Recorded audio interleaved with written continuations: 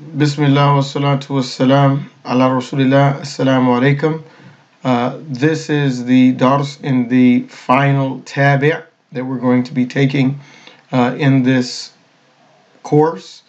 We've looked at the sifa or the na'at, which is translated as an adjective, and we've seen how it follows the ism that comes before it. We've looked at the badal, and we've seen how it also follows the ism that comes before it. And the badal that we've taken in this book is going to follow hadha, and it will have alif lam. And instead of us saying, as we've said in the beginning of the book, this is a pen, when we see hadha followed by a word with alif lam, like qalam, al-qalam, then we say this pen. And we said the difference between the sifa and between the badal is that the sifa has a different meaning from the word that comes before it. So you say al-bayt al-jamil, the beautiful house. Beautiful has one meaning, house has another meaning, and beautiful is being used to describe house. Whereas when I say hadha al-bayt, I say this house. This is referring to house.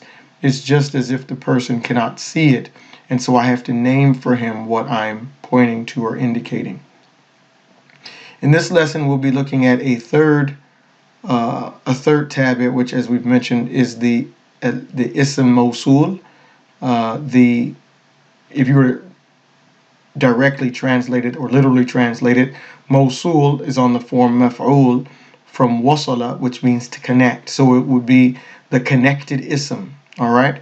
But in English, grammatically speaking, it's referred to as a relative pronoun. We'll look at it. Okay, so the word tabi', again, what we've mentioned previously, the word tabi' comes from the verb that means to follow, tabi'a, because the tabi' follows the ism that precedes it. So again, the sifa, the badal, and now the ism Mawsoul, they're all similar in that they follow the ism that comes before it. The third tabi' that we are introduced to is the ism Mawsoul, which can be translated as a relative pronoun. The relative pronouns in English are that, which, whom, who, and also whose. I didn't put that there, but it's okay. So that, which, who, and whom. All right. So that's what we're adding here.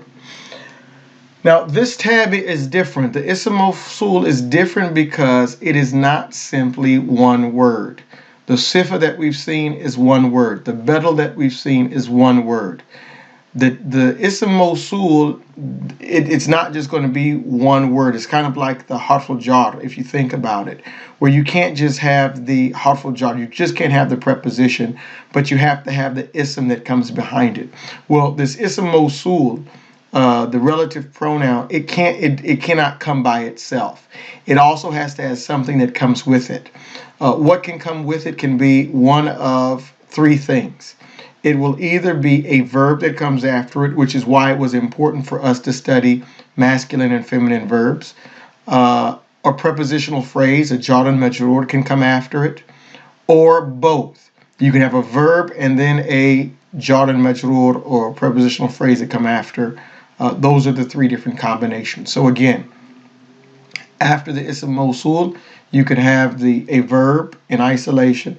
You can have a preposition in isolation, prepositional phrase with the preposition and the noun, or jar and majrur, or you can have both, a verb followed by a jar and majrur or a prepositional phrase. Okay, so you're like, well, what does this look like? Well, we're going to get there. Just trying to conceptually put these things in your mind.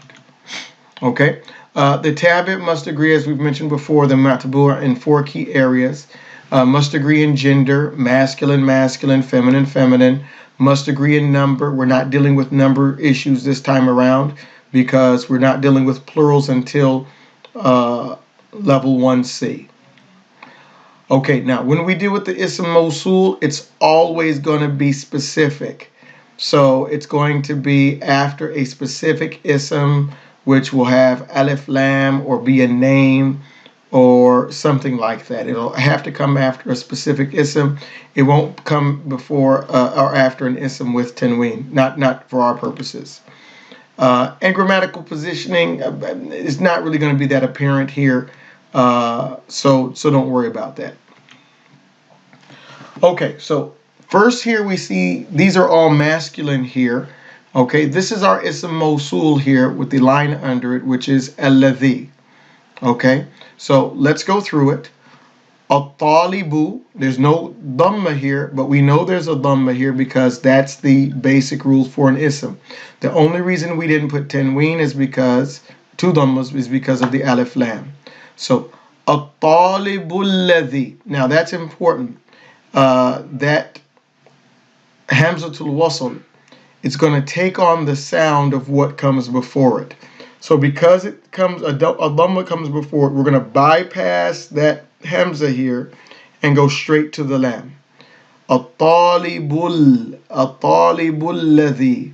Okay, the student that. That's how we're translating that. The student that, or you could say the student who. Remember, relative pronouns can be that, which, who, whom, and whose. The student that kharaja. So here we said after the relative pronoun, we can get one of three possibilities. Either a verb in isolation, so we got a verb here, or a verb or a prepositional phrase in isolation, or a combination of both. And so here we're going to see a combination of both. الطالب الذي خرج من الفصل. Okay, so this is connected with الذي. Remember, الذي can't come by itself. The student that, kharaja means to come out. The student that came out, min al-fasl, from the class. The student that came out from the class now, min Indonesia, is from Indonesia. Now these words for countries you don't have to know because they're not going to be a part of your reading of the Quran or the Sunnah or any of those things. Again, the Medina book is designed for students in Saudi Arabia, in Madinah, studying with other students from different parts of the world and learning Arabic together. So it's important for them to learn language relating to students and dormitories and classrooms and those types of things. And also to know those different country names and whatnot. But for our purposes, that's not necessary. So we'll read it when it comes up, but you don't have to know that for the exam. Okay, so what's important here to know as well is that sometimes, or oftentimes, this will not be the predicate. It's only adding information. It's functioning like an adjective. Okay, it's like you're saying the student. I say what student? You're trying to describe the student, but you can't describe him with one word. So you end up describing him with a phrase. But basically what we're essentially saying is the student is from Indonesia. The student is from Indonesia. Now I'm asking what student? Because there are multiple students. I say the student that exited the classroom right now. So that whole thing there is a descriptor for that student. But my basic sentence here is the student is from Indonesia. Okay? Number 2. الكتاب الذي على المكتب للمدرس. الكتاب الذي على المكتب للمدرس. The book that. Now here we see after alladhi we have harful jar ism majroor, like we said, three possibilities.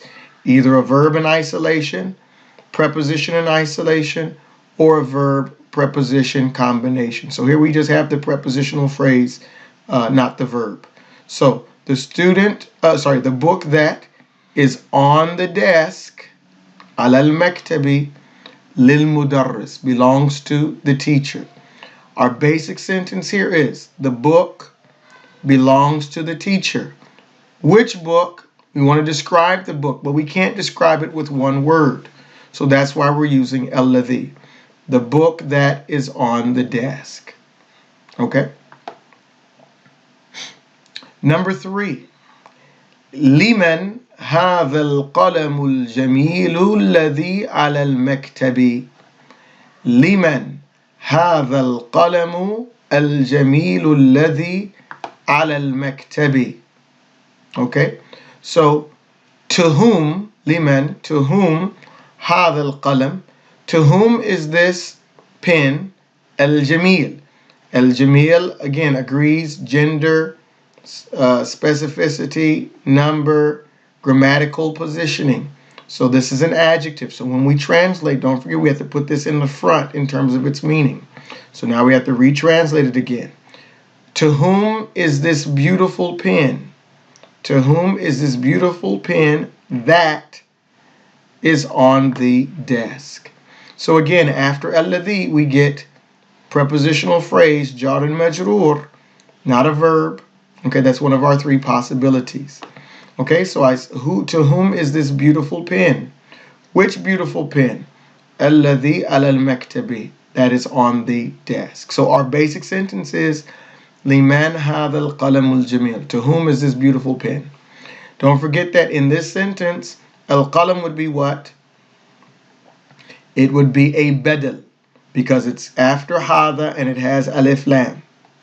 And al-jamil would be what?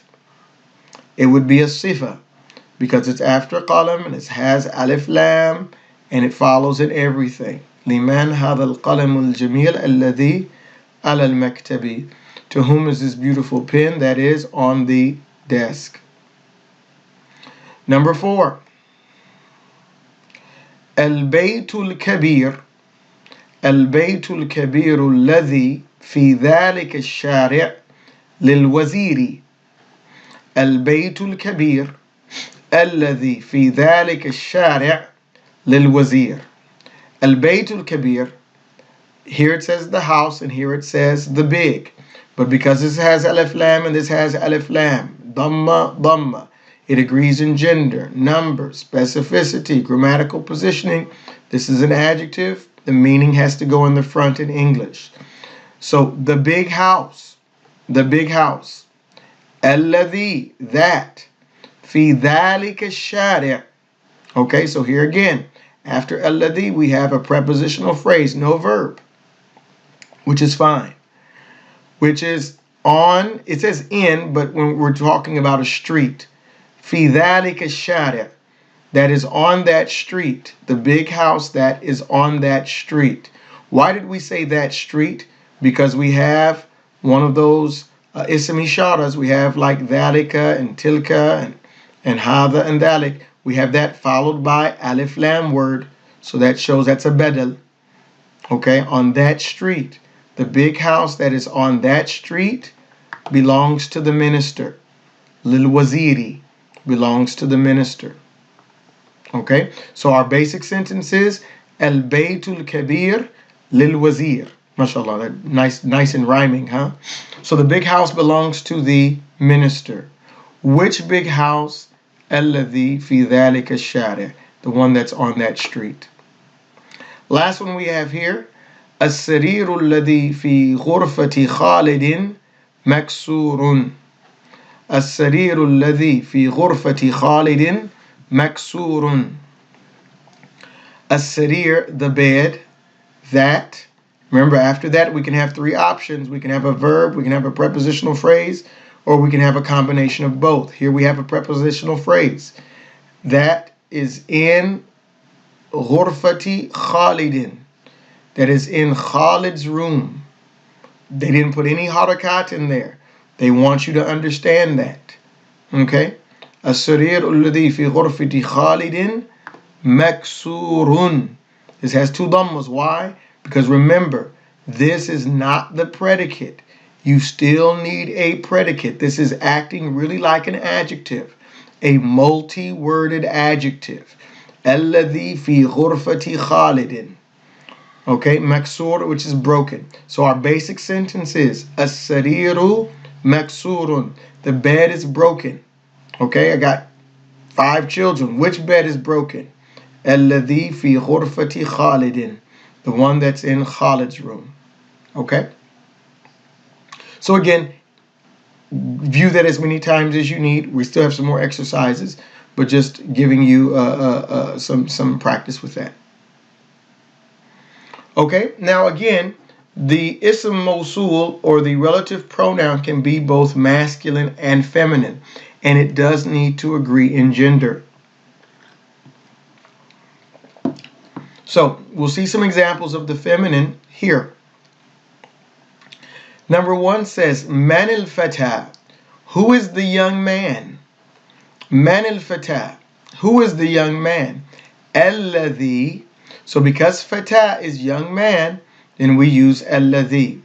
Now after alladhi, remember, we can have a verb, prepositional phrase, or a combination of both. It says, Alladhi kharaja min baytika al-an. So here we have a verb and we have a prepositional phrase. So this is a combination. Who is the young man that, or who, exited your house, left from your house? Man al-Fatah alladhi kharaja min baytika al-ana. Who is the young man that left from your house right now? Okay. What is our basic sentence? Man al-Fatah. Who is the young man? Which young man? The one that left your house right now. Okay, so this is really just acting as a descriptor, distinguishing from amongst many different young men. It says, Huwa ibnu ammi. He is the son of my uncle, meaning he's my cousin. Let's look at number 2. Man al-fatatu allati. Okay, so who is the young lady? So this is fatah, and this is fatah with the ta marbuta. Now, what I also want you to notice here is a principle that we mentioned before when we were talking about morphology. Alif maqsura can only come at the end. It does not come in the middle. This is the masculine form of the word, and this is the feminine form of the same word. And here's the alif here. And we put a ta marbuta at the end to show it's feminine. But when we added that ta, that alif was no longer the last letter. If the alif comes in the middle of the word, it cannot be maqsura. It has to be mamduda. Okay? The alif maqsura that looks like a ya can only come at the end of a word. It cannot come in the middle. And so that's why it's straightened out here. Because once we added that ta, it was no longer at the end. And so it came in the middle. Man al-fatatu allati. Who is the young lady who, or that, kharajat. Notice that we changed the verb. The verb here was masculine, kharaja. Here we put kharajat because we have allati, because we have al-fatatu. Kharajat min baytika al-ana ya Muhammad. Who is the young lady that left from your house right now, Muhammad? Hiya bintu khalati. She is my cousin. Okay? So again, after allati, we have a verb and a prepositional phrase combination. Okay? Remember, we said we can have one of 3 things. We can have a verb, we can have a prepositional phrase, or we can have a verb preposition combination. Number 3. Now here what they want to show us is that masculine doesn't just mean we're dealing with men and women. We can also be dealing with objects that are described as masculine and feminine. So here it says, Liman al-miftah. To whom is the key? Or to who does the key belong? Which key? Alladhi ala al-maktabi. That's on the desk. Everything's on the desk, isn't it? The book's on the desk. Some other stuff on the desk. Now the key's on the desk. Liman al-miftah alladhi ala al-maktabi. To whom is the key that is on the desk? Okay? So again, because miftah is masculine as a word, then we use alladhi. After alladhi, we can have 3 things: a verb, prepositional phrase, or a combination of both. Here we just have a prepositional phrase. To whom is the key that is on the desk? It says, Huwa lil mudarris. It belongs to the teacher. Our main sentence here is, Liman al-miftah. To whom is the key? And then, Alladhi ala al-maktabi. describes the key. Number 2, we didn't say what the sentence was. It says, Man al-fatah. That's the sentence. Allati kharajat min baytika al-ana ya Muhammad. All of that is describing who is the young lady. The last one we have here, it says, Liman as-sa'atu allati ala sarir.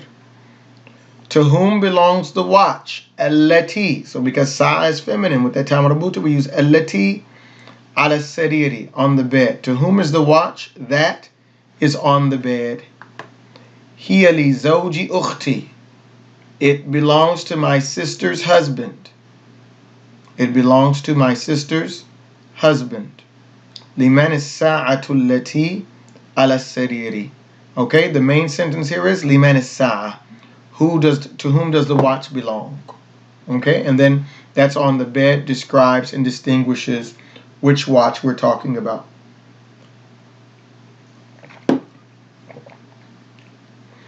So now they basically just want you to go through and choose which ism ishara to use. Again, remember it's a tabit, so you just need to look at what comes before. Just be a little bit careful when you're dealing with idafa, when you're dealing with possession, because you're going to look at the first word, not the second word. Alhamdulillah, you don't have any possession here. They're not like me. I would have given you some possession exercises, but they didn't give you that here. So here, because it's qalam, al-qalamu, then it would be alladhi. Here, because it's sayyaratu, then it would be allati. Here, because it's kalbu, then it would be alladhi. Here, because it's fatah with the alif maqsura, not with the ta marbuta, then we would say al-fatah alladhi. Here, tilka al-battatu allati.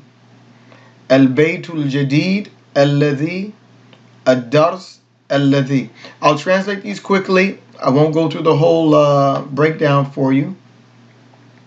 So, the pen that is in my bag is broken. The pen that is in my bag is broken.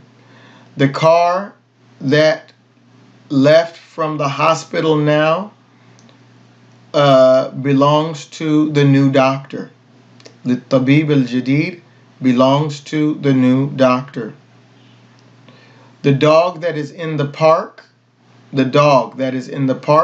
is sick.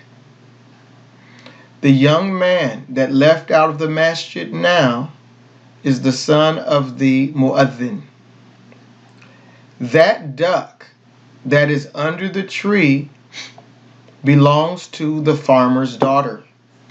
The new house that is on the street belongs to the minister. The lesson that is after this lesson is very easy. The lesson that is after this lesson is very easy. Okay, we want to see some examples of this from the Quran.